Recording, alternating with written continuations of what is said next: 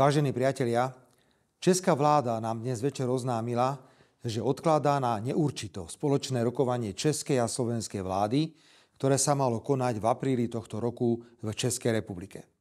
Ako dôvod uviedla rozdielne názory českej a slovenskej vlády na vojnu na Ukrajine.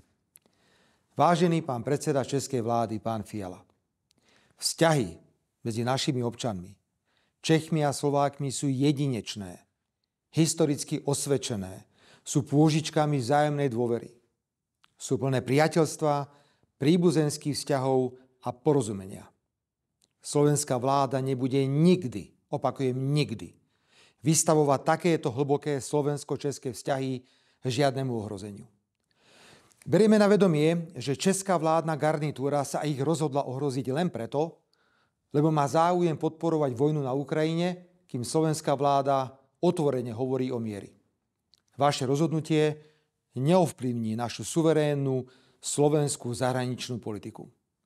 Vážený pán premiér Fiala, česká vláda je na Slovensku vítaná kedykoľvek. A naše politické vzťahy nebudeme na Slovensku zaťažovať rozdielnymi pohľadmi na svet, ktoré nemajú nič spoločné so slovensko-českým spolužitím.